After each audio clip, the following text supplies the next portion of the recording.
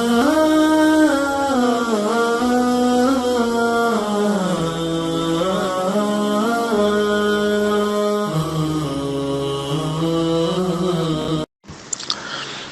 الله الرحمن الرحيم. الحمد لله رب العالمين، والصلاة والسلام على أشرف الأنبياء والمرسلين نبينا محمد وعلى آله وأصحابه أجمعين ومن تبعهم بإحسان إلى يوم الدين. أما بعد, ওয়ালাইকুম আসসালাম ওয়া রাহমাতুল্লাহি ওয়া বারাকাতুহু। সম্মানিত আমাদের একজন ভাই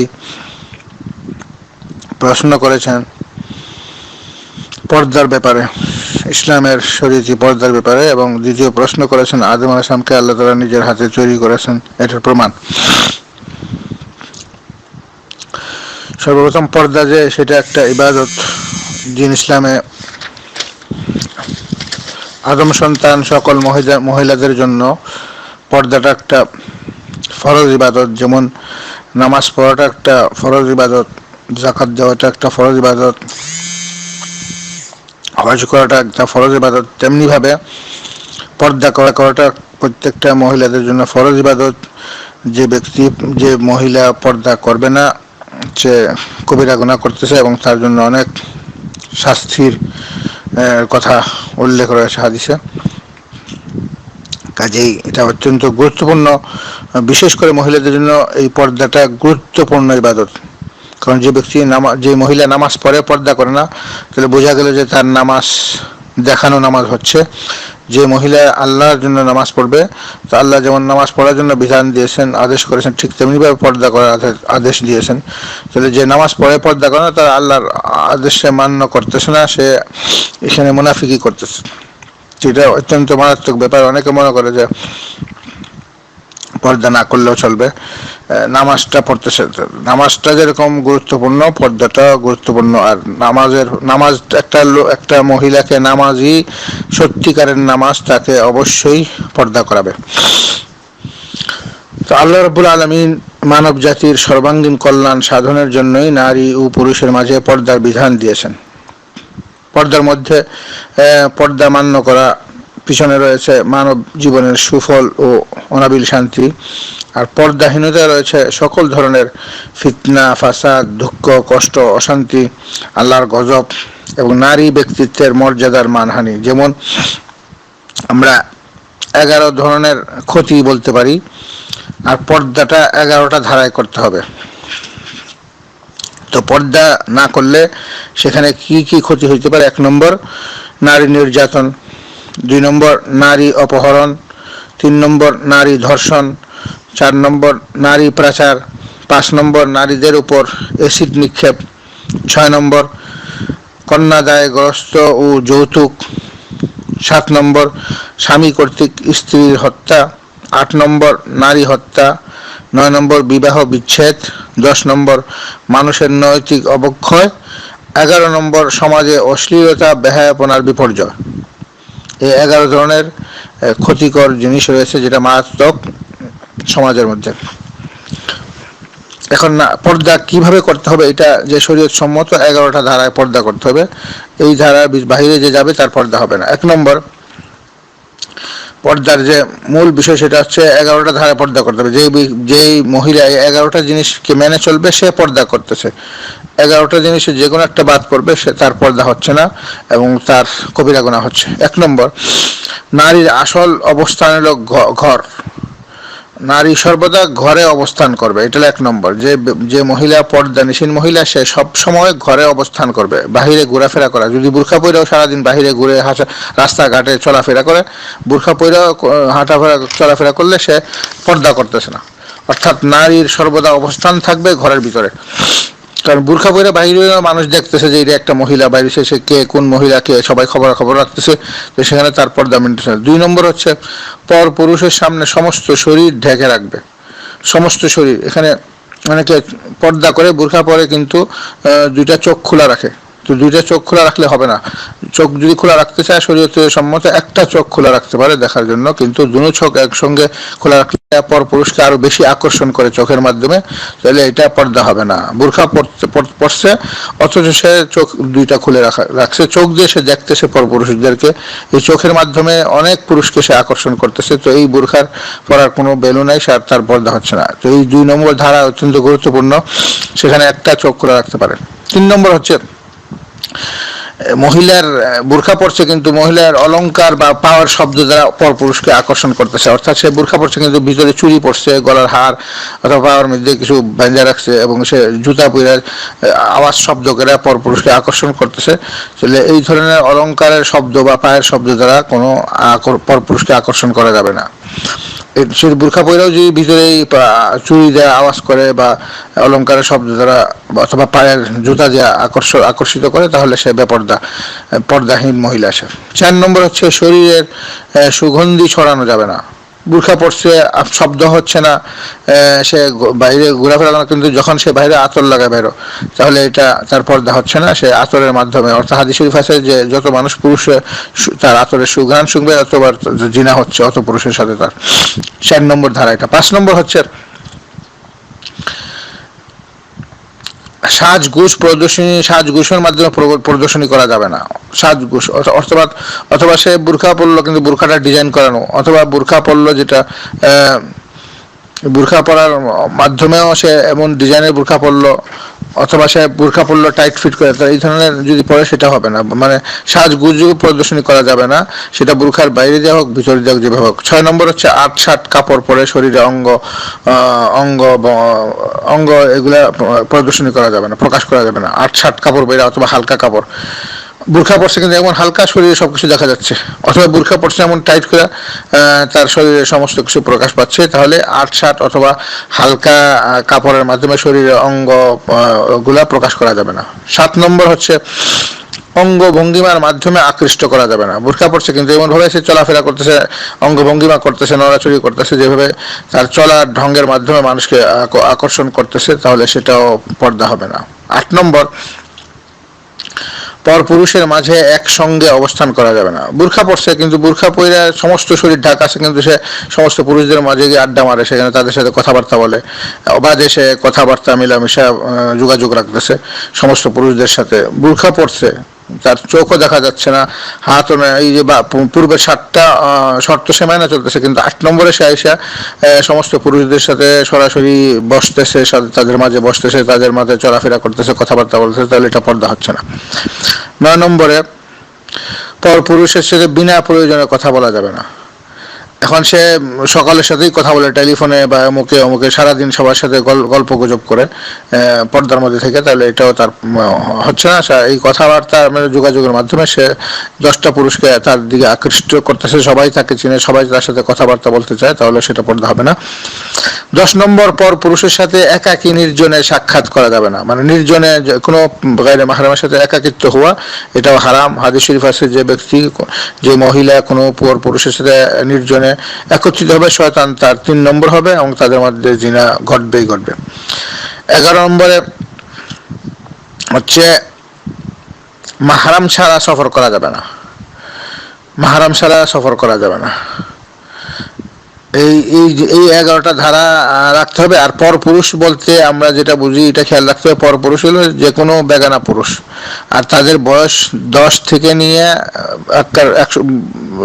বৃদ্ধ হোক। 10 বছরের ছেলেদের সাথে অনেকে পর্দা করে না, মনে করে তারা ছোট না। 10 বছরের থেকে রাসূল সাল্লাল্লাহু বলছেন ছেলে মেয়েদেরকে আলাদা করতে, কারণ 10 বছর বয়স থেকে একটা ছেলে সে পুরুষের সৌন্দর্য বুঝে। তো কাজেই বর্তমান অনেক মহিলা আছে 10 বছরের ছেলেকে মনে করে ছোট, কিন্তু এরকম 10 বছর ছেলেদের সাথে অনেক মহিলাদের অনেক অপকর্ম হচ্ছে এই কারণে। তো কাজেই যে পর পুরুষ বলতে বোঝায় যে গায়রে মাহরাম, আর তাদের বয়স শুরু হবে বর্তমান বিশ্বে যে অবস্থা, ছোট ছোট ছেলেরা সব কিছু বুঝে। তো কাজে বর্তমান বিশ্বে যে অবস্থা, সে 10 বছর থেকে শুরু করে একদম বৃদ্ধ পুরুষ হোক, সবার যাদের মধ্যে এই আকর্ষণ আছে মহিলাদের প্রতি, এই ধরনের সবাইকে পর্দা করতে হবে। এই 11টা ধারা মেনে চলতে হবে। আল্লাহ রাব্বুল আলামিন, এখন আমরা দলিল দিচ্ছি পবিত্র কোরআনে কি দলিল রয়েছে, সেটা হচ্ছে আল্লাহ রাব্বুল আলামিন সূরা আহজাবের 33 নম্বর আয়াতে বলতেছেন, সমস্ত মহিলাদের জন্য বলতেছেন, আউযু বিল্লাহি মিনাশ শাইতানির রাজীম ওয়াকারনা ফি বুয়ুতিকুন্না ওয়ালা তাবাররাজনা তাবাররুজাল জাহিলিয়াতিল উলা। সমস্ত মহিলাদেরকে আল্লাহ বলতেছেন, তোমরা তোমাদের ঘরের ভিতরে অবস্থান করো, জাহিলিয়াত যুগের মতো তোমরা নিজেকে বাহিরে গিয়ে প্রদর্শনী করবে না। তাহলে আমরা 1 নম্বর ধারায় বলছেন যে মহিলা পর্দানশীল তার সবসময় ঘরের ভিতরে অবস্থান করতে হবে। সে যদি বুরকা পরে সারাদিন বাইরে ঘোরাফেরা করে তাহলে তার পর্দা হবে না। তারপর আল্লাহ তাআলা বলতেছেন সূরা আহজাবের 59 নম্বর আয়াত, আউযু বিল্লাহি মিনাশ শাইতানির রাজীম ওয়া নিসাইল মুমিনিনা ইউদনিনা আলাইহিন্না মিন জালাবিবিহিন। সমস্ত মহিলা মুমিন মহিলারা কি করবেন, বড় চাদর দিয়ে তাদের সমস্ত শরীরকে ঢেকে রাখবে, সমস্ত শরীরকে ঢেকে রাখবে। সেখানে অনেকে মনে করে যে মুখ প্রকাশ করা যাবে, হাত প্রকাশ করা যাবে, পা প্রকাশ, না। হাদিসে আছে আল মারআতু কুল্লুহা আওরা, একটা মহিলার সমস্ত শরীরটাই আওরা, সতর। কাজেই পর পুরুষের সামনে সে হাত প্রকাশ করতে পারবে না, পাও না, মুখও না, কারণ এই মহিলা পুরাটাই তার শরীরটা হলো আওরা। আর তার প্রকাশ্যে যেটা প্রমাণ, পর্দার যে আসল প্রমাণ, সেটা হচ্ছে সূরা আহজাবের 53 নম্বর আয়াত। আল্লাহ তাআলা বলতেছেন, আউযু বিল্লাহি মিনাশ শাইতানির রাজীম ওয়া ইযা সাআলতুমুহুন্না মাতাআন ফাসআলুহুন্না মিন ওয়ারাই হিজাব। তোমরা যখন কোনো মহিলাকে প্রশ্ন করবা, তার পর্দার আড়াল থেকে প্রশ্ন করবা। তাহলে পুরুষ মহিলা একসঙ্গে বসা পর্দার মধ্যে এটাও জায়েজ নাই।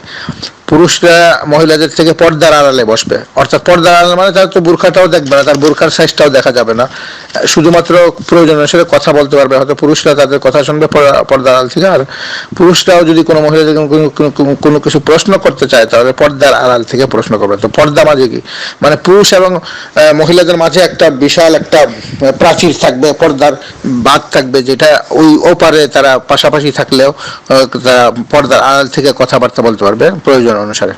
তো এই সমস্ত জিনিসগুলো লক্ষ্য রাখতে হবে। এবং হাদিসে আল্লাহ রাসূলুল্লাহ সাল্লাল্লাহু আলাইহি ওয়াসাল্লাম অনেকগুলো হাদিস যেগুলো রাসূল সাল্লাল্লাহু আলাইহি ওয়াসাল্লাম নিষেধ করেছেন এই সমস্ত ব্যাপারে। যে হাদিস শরীফে আছে যে একটা মহিলা যখন বাইরে ঘর থেকে বাইরে হলে তখন তার সাথে শয়তান থাকে এবং সবাইকে সে নষ্ট করে, সবাই তার দিকে তাকায়, সবাইকে সে আকৃষ্ট করে। এই জন্য একটা মহিলাকে ঘর থেকে বাইরে সবসময় বাইরে হওয়া নিষেধ। মাহরামের সাথে বাইরে, সফরে যদি বাইরে হতো মাহরামের সাথে। এবং হাদিস শরীফে আছে লা ইয়াখলুন্না রাজুলুন বিইমরাতিন ফাইন্না শাইতানা সালিসুহুমা, বুখারী মুসলিম হাদিস, যে কোনো পুরুষের সাথে যেন কোনো মহিলা একত্রিত না হয় তাহলে শয়তান তার 3 নম্বর হবে। এবং আয়েশা রাদিয়াল্লাহু থেকে বর্ণিত, রাসূল সাল্লাল্লাহু আলাইহি ওয়াসাল্লাম বলেছেন, কোনো মহিলা পর বাড়িতে স্বামী ছাড়া অন্য কোনো পর বাড়িতে তার কাপড় চোপড় খোলা নিষেধ, বোরখা খোলা নিষেধ, শুধু মুখ খুলে রাখতে। অন্য কোনো মহিলাদের বাসায় যদি স্বামী ছাড়া অন্য যার ঘরে যাবে সে বোরখা খুলতে পারবে না, মানে মুখ খুলে মহিলাদের সাথে কথা বলবে, সেখানে একদম বোরখা টোরখা সব খুলে ফেলবে, তার সব, এটা বেপরদাহীনতা এবং তার এটা অসম্মানী হবে। এটা আবু দাউদের, তিরমিজি, ইবনে মাজাহ, হাকিম, নিসাইর হাদিস।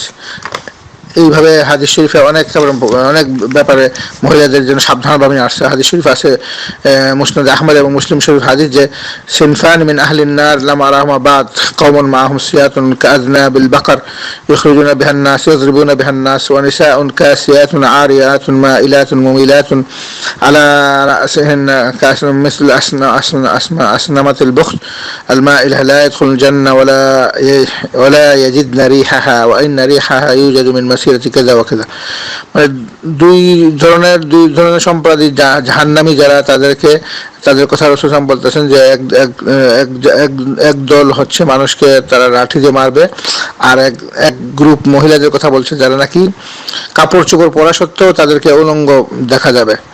মানে কাপড় চোপড় পরে রাখছে কিন্তু আসলে তারা কাপড় চোপড় এমন পড়ছে হালকা বা টাইট করে, তারা উলঙ্গের মতোই, এবং তারা এমনভাবে হাঁটাফেরা করবে, চলাফেরা করবে যে তাদের কথাবার্তা এবং চলাফেরার মাধ্যমে সে অন্যান্য পুরুষদেরকে আকৃষ্ট করবে এবং তাদের মাথার উপরে মানে খুব উঁচা করে খুব বাঁধবে।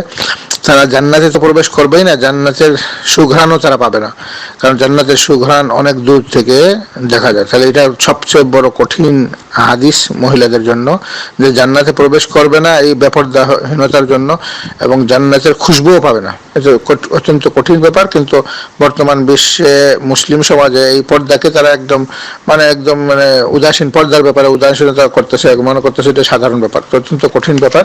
তো আমার দোয়া করে আল্লাহ রাব্বুল আলামিন সমস্ত মহিলাদের পর্দা করার তৌফিক দান করুক, এবং বিশেষ করে তার পিছনে পুরুষরাও দায়ী, প্রত্যেকটা পুরুষ তার আয়ত্তে যে সমস্ত মহিলা রয়েছে তাদের উপর সে দায়িত্বশীল, আর তাদেরকে যদি ফ্রি ছেড়ে দেয়, পর্দা না করতে দেয়, তো সে দায়ী হিসেবে গৃহীত হবে আল্লাহর কাছে, এবং সেই পুরুষও জান্নাতে প্রবেশ করবে না এবং জান্নাতের সুঘ্রাণও পাবে না। কিন্তু পুরুষ চেষ্টার পরেও যদি চুপে চুপে মহিলা যদি বেপর্দাহীনতা করে, পর্দা না করে, তাহলে এটা মহিলা তার নিজের জন্য দায়ী। কিন্তু পুরুষের যতটুকু ক্ষমতা আছে সেই ক্ষমতা অনুযায়ী অবশ্যই প্রত্যেকটা পুরুষ তার মাকে, তার বোনকে, তার স্ত্রীকে, তার মেয়েকে, তার খালাকে, তার ফুফুকে, তার আত্মীয় স্বজনদেরকে অবশ্যই পর্দা করাতে হবে, নাইলে সে দায়ী হবে।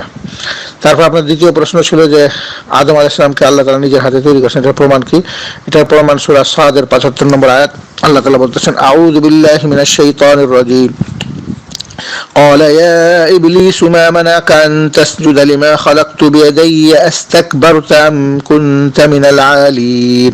সূরা সাদের ৭৫ নম্বর আয়াত। আল্লাহ রাব্বুল আলামিন বললেন, হে ইবলিস, কে কি কাজে তোমাকে বাধা দিয়েছে যে তুমি সিজদা করতেছো না, যেখানে আমি তোমাকে আদেশ করছি, আর আমি যে যাকে নিজের দুই হাতে সৃষ্টি করেছি।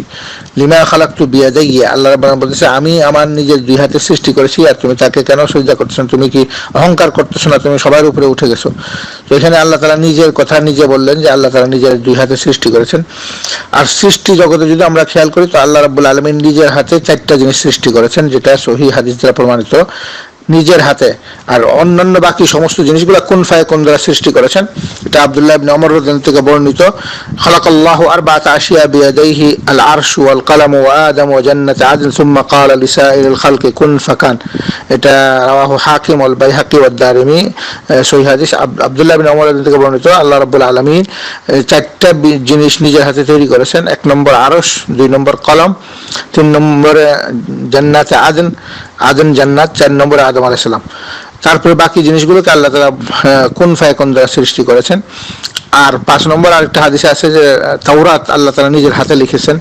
মুসা আলাইহিস সালামকে যে তাওরাত দিয়েছেন সেটা আল্লাহ তাআলা নিজে, সেটা মুসলিমের 2652 নম্বর হাদিস, যে তাওরাত আল্লাহ তাআলা নিজের হাতে লিখেছেন। তারা আমরা এখানে জানতে পারলাম যে সমস্ত সৃষ্টি জগতে 4টা জিনিস আল্লাহ তাআলা নিজের হাতে তৈরি করেছেন।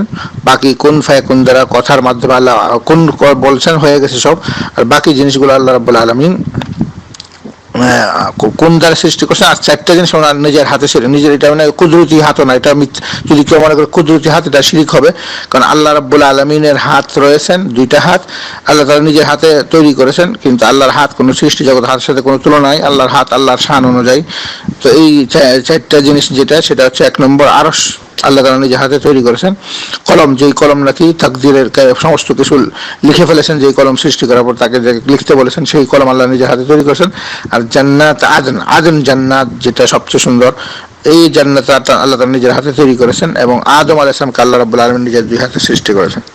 তো মহান রাব্বুল আলামিনের দরবারে আমরা দোয়া করি আল্লাহ তাআলা যেন আমাদেরকে সঠিক জিনিস কোরআন হাদিস থেকে সহিভাবে সন্তুষ্টিতে গ্রহণ করার, বুঝার, আমল করার তৌফিক দান করেন। ওয়া সাল্লাল্লাহু আলা নবিয়িনা মুহাম্মদ ওয়া আলা আলিহি ওয়া আসহাবিহি আজমাইন বিরহমাতিকা ইয়া আরহামার রাহিমিন।